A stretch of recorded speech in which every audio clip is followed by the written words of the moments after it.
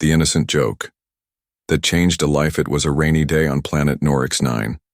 The war had ended weeks ago, but the smoke still rose from broken towers, and the ground was full of ash and dust. Daniel, a human mechanic, walked slowly through the wreckage. He wasn't there to fight. He came to help repair machines and rescue survivors if any were left. The battlefield was quiet, too quiet. Only the sound of his boots crunching on burnt metal could be heard. Then he saw her. Behind a half-broken wall, a tiny figure sat curled up, hugging her knees. Her skin was light purple, her eyes large and glowing. She looked no older than 6, though Daniel had no idea how her species measured age.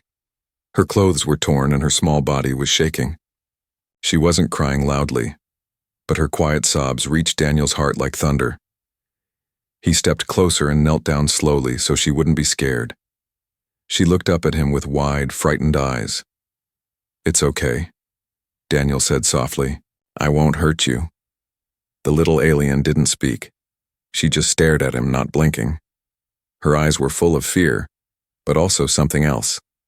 Hope. Daniel reached into his pack and pulled out a protein bar. "Here," he said, unwrapping it and holding it out. She hesitated, then crawled forward like a scared kitten. She took the food and began nibbling carefully, still watching him. Daniel took off his jacket and gently placed it over her tiny shoulders. She flinched, then relaxed. The warmth made her sigh deeply. "What's your name?" he asked. She didn't answer. Maybe she didn't understand English, or maybe she had no voice left after crying so long. Daniel looked around. No family. No others. Just her. "You're all alone, aren't you?" he said softly. She gave a small nod. That was all he needed to know. Daniel picked her up gently. She was so light, like she hadn't eaten in days. He took her back to his camp, where he wrapped her in more blankets and gave her warm soup. She didn't speak the whole time, but she didn't stop looking at him either. That night, as the fire burned low and the cold wind howled outside, Daniel sat beside the alien girl. She was finally sleeping, wrapped in his coat like a cocoon. He looked at her peaceful face and smiled. "You're a tough one, little warrior," he whispered. As if she heard him, her eyes opened slightly. He chuckled. "When you grow up, I'll marry you. How about that?" Her glowing eyes blinked slowly. Then something amazing happened. She smiled. A tiny, sweet, real smile. It was the first smile he had seen in weeks, maybe even months. Daniel didn't think much of it. It was just a silly thing to say, something to make her feel safe. He didn't know her name. He didn't know where she came from. But for one moment, they shared something special. A human and an alien, broken by war, joined by a kind joke. The next morning, she was gone. Daniel searched everywhere. He asked other rescuers, looked through the nearby ruins, even followed tracks for miles, but there was no sign of her. It was like she had vanished into thin air. He was heartbroken. He had promised to protect her, even if it was just for a short time. And now she was lost again. Years passed. Daniel never forgot that little alien girl with the glowing eyes and silent smile. Every time he saw purple flowers or heard soft sobs in the night, he remembered her. He always wondered, did she survive? Was she safe? Did she ever think about him? He didn't know. But she did. Far away, across the stars, the little alien girl was alive. She was taken in by a wandering tribe and given a new name, Salira. But she kept one memory locked in her heart, the warm human who fed her, held her, and made a promise under firelight. And she remembered his words clearly. "When you grow up, I'll marry you." For her, it wasn't a joke, it was a vow. The promise reawakens. 12 long years had passed since the war. Daniel had moved on with life, or at least he told himself that. He now lived on a lonely desert moon, fixing starships in an old scrapyard. Every day felt the same: broken engines, spilled oil, and silence. He had grown older, a little slower, and a little colder. But deep inside, a small part of him still remembered the little alien girl with purple skin and glowing eyes. Sometimes he dreamed about her smile, that one brief moment of light during the darkest days. One evening, as the suns dipped behind the red cliffs, a strange ship landed outside his repair station. It was large and smooth, made of shining black, metal with gold edges. Daniel had never seen this kind of design before. He stepped outside, wiping grease off his hands, expecting some spoiled royal with a broken engine. The ship door opened, and he froze. A tall alien woman stepped out. Her armor glowed faintly, her purple skin smooth and flawless. Her silver eyes locked onto his. Daniel didn't move. His breath caught in his throat. She looked familiar, dangerously familiar. She walked up to him with perfect confidence and said, "I have come for my promised one." Daniel blinked. "Excuse me?" "I am Salira," she said calmly. "You made a vow to me 12 cycles ago. I have returned, for you." Daniel's mind spun. He stared at her face, the glowing eyes, the purple tone, that look. It was her, the little girl. But now she was tall, graceful and powerful, a full-grown woman, a warrior. He stepped back in disbelief. "That was just a joke," he said quickly, trying to laugh. "You were a kid, I was just trying to cheer you up." Salira didn't laugh. "In my culture, promises made during hardship are sacred," she said. "You said, when you grow up, I'll marry you. I never forgot. I trained. I waited. I refused all others. I became strong for you." Daniel felt his throat tighten. He had said those words without thought, but to her they were everything. He tried to explain again. "Salira, it was a war. You were scared. I was trying to give you hope." "No," she said gently. "And you did. You saved me. But I didn't forget. I followed your footsteps. I asked travelers about you. I learned your language. I kept this." She reached into her pouch and pulled out a small rusted pendant, his old gear necklace.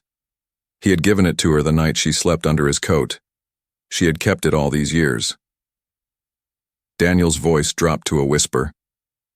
"You really came back?" "Yes," she said. "And now my people know. They know I chose a human. They do not like it. But I will not change my path." He looked at her closely. She had the strength of a fighter, the fire of royalty, but her eyes still held the same silent kindness he once saw in that child. Daniel took a step closer. "You traveled all this way for a man who barely remembers what he said?" She nodded.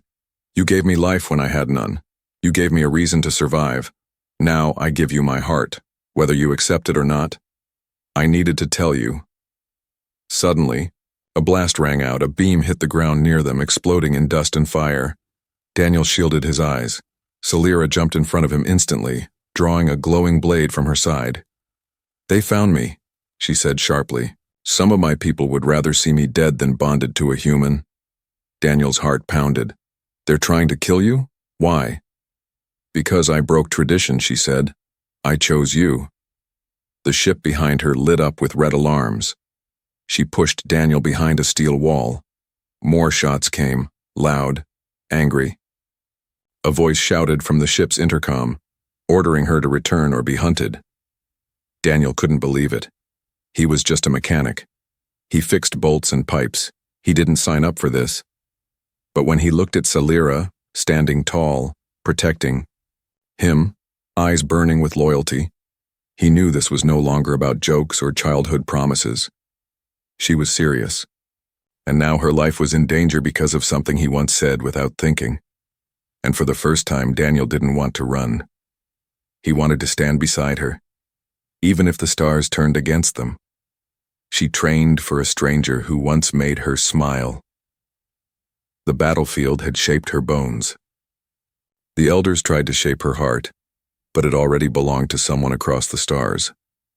From the moment Salira left that burnt world as a child, she carried only two things: a broken gear pendant and a promise from a human who likely forgot her.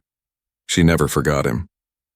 While others her age played or trained casually, she pushed herself beyond limits.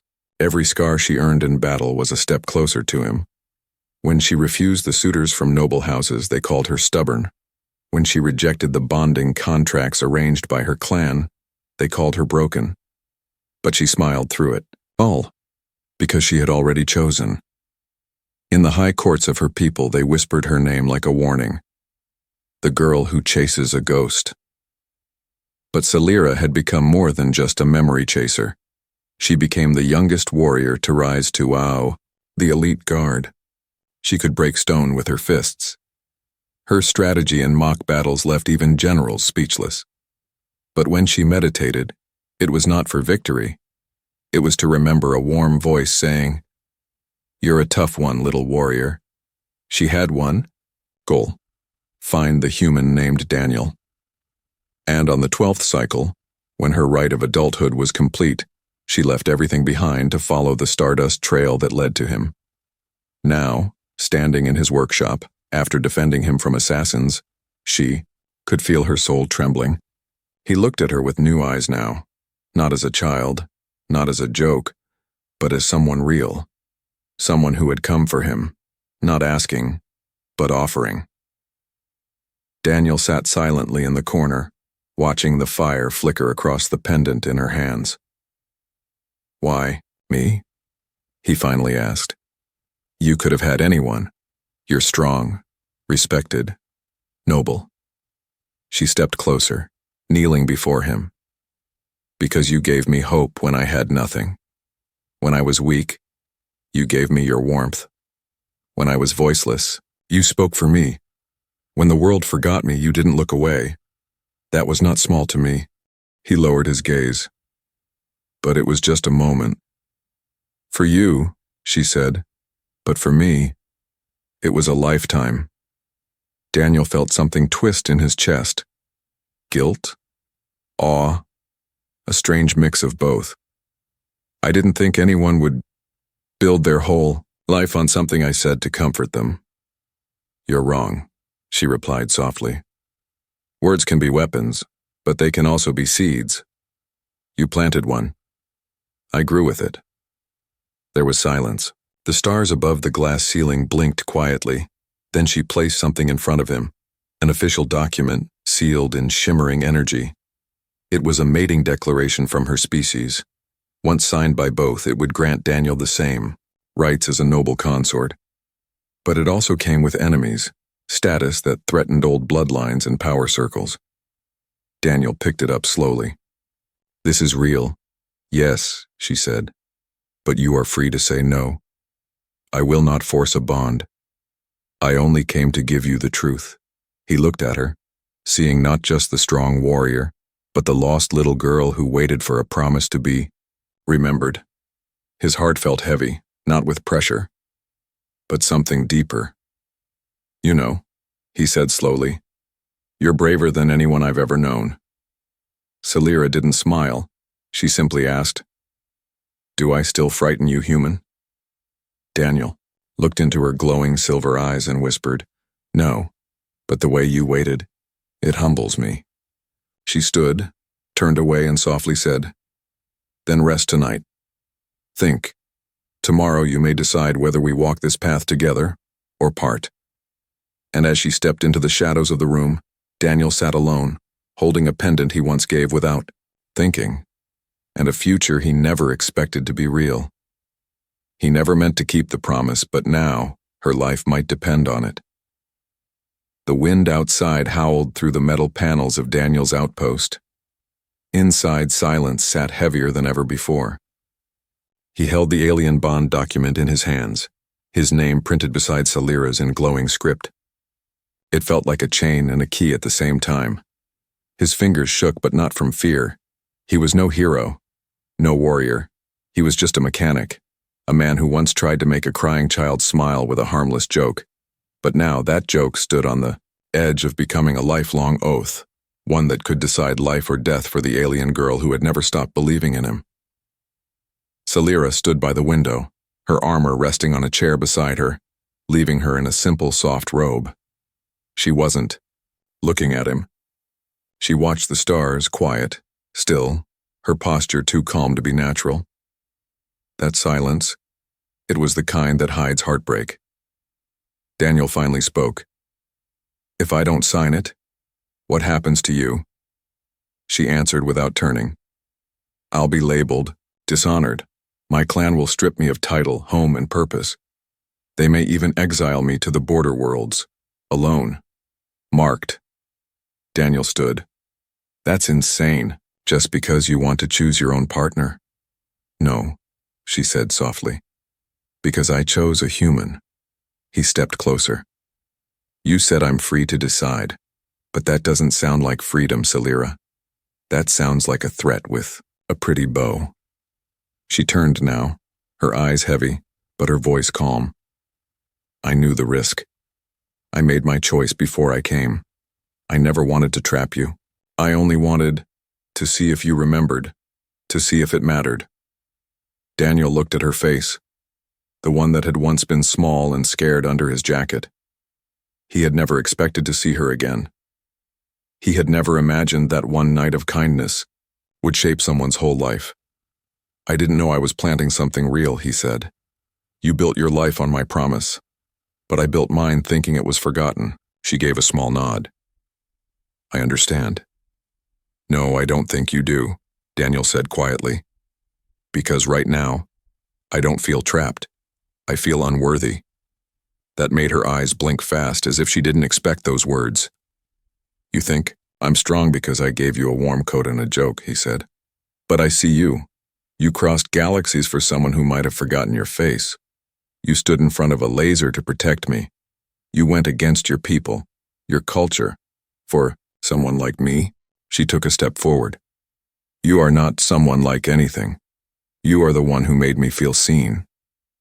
Daniel looked down at the bond scroll again. "I don't know what love is in your world.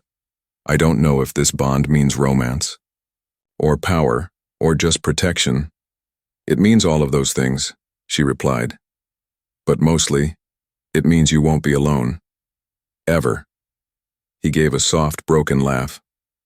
"I've been alone a long time. I got used to it." "I never did," she whispered. They stood quietly, only feet apart. The stars blinked, and in that moment, something shifted. The air between them wasn't full of pressure anymore. It was full of choice. Daniel took a deep breath.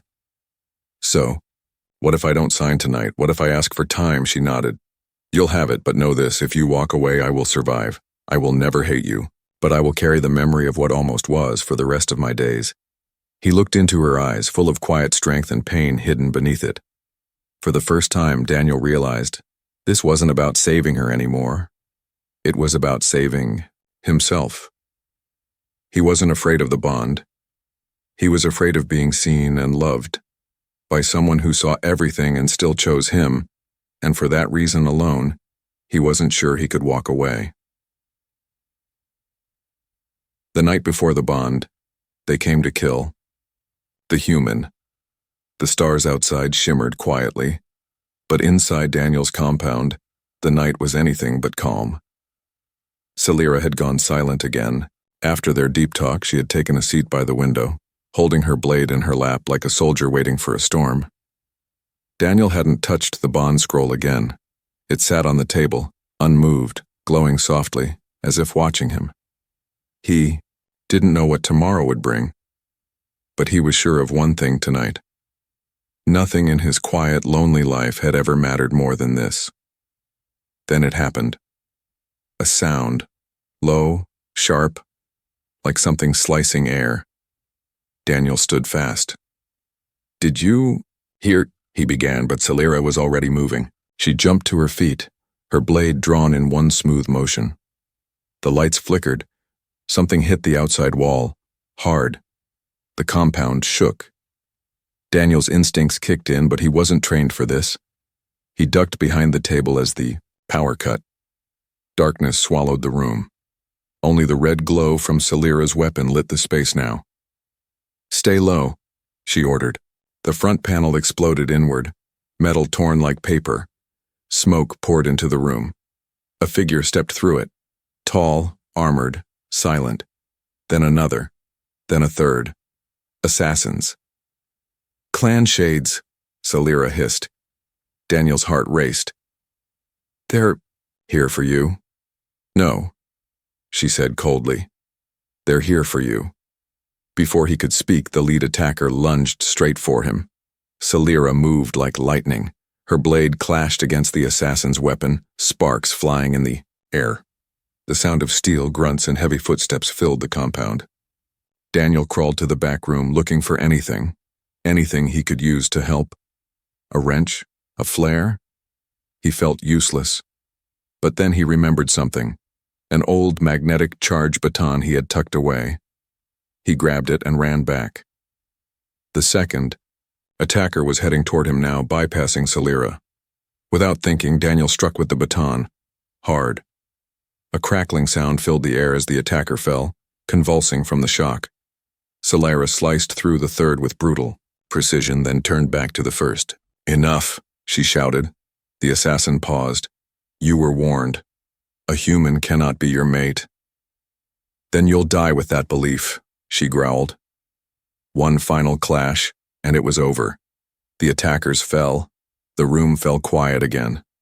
Smoke drifted slowly through the cracks. The floor was stained, the walls scarred. Daniel stood frozen, his breath heavy. Salira dropped her weapon and rushed to him. "You're hurt?" she asked, voice sharp with panic. He shook his head. No, just shaken." She placed her hand on his chest, feeling his heartbeat. "You saved yourself," she said. "You fought." "I did," he whispered. "For you." They sat together on the floor, surrounded by broken furniture and shadows. Daniel finally looked at her. "They really think killing me will stop you?" "They're afraid," she said. "Afraid that if I bond with a human, others will follow. That tradition will fall, that love will rise." He swallowed hard. "They're too late. Because after tonight, I know what I'm going to do." Her eyes locked with his. "You'll sign it?" "I will," Daniel said. "Not because I'm afraid for you, but because I want to stand with you. Not as a memory, but as your equal." Salira didn't cry. Her people rarely did. But something shimmered in her silver eyes then. Something Daniel had never seen before. Tomorrow they would face the council. Tomorrow, they would declare their bond to the galaxy. But tonight, in the wreckage of battle and promise, they had already chosen each other. The human spoke 2 words, and the entire empire fell silent. The hall was silent. Not the kind of silence born from peace, but the kind that held its breath before the storm. Daniel stood at the center of the grand bonding chamber, a place not meant for humans. The walls shimmered with ancient glyphs, and alien nobles filled the seats around him. Eyes of every color and shape stared down, judging him. Above, the council elders sat high, cloaked in gold and silence, their expressions unreadable. Beside him stood Salira. She wore ceremonial armor, polished silver with the crest of her house on her chest. Her gaze never wavered. Her steps had not trembled once, but Daniel could feel the tension in her fingers as she gently touched his hand. She was prepared for battle, though no swords had been drawn. An elder stepped forward. "Salira of House Violin, confirm. You wish to bond with this off-worlder, this human, despite opposition from your kin and blood?" "I confirm," she said without pause. "I choose Daniel of Earth." A whisper passed through the chamber like wind. The elder turned to Daniel. "And you, outsider? You understand the cost of this decision? If you say yes, you will become part of our political lines. You will be a target. Your world may be drawn into our conflicts. Do you still accept?" Every eye fell on him. Daniel's mouth was dry. His heart pounded.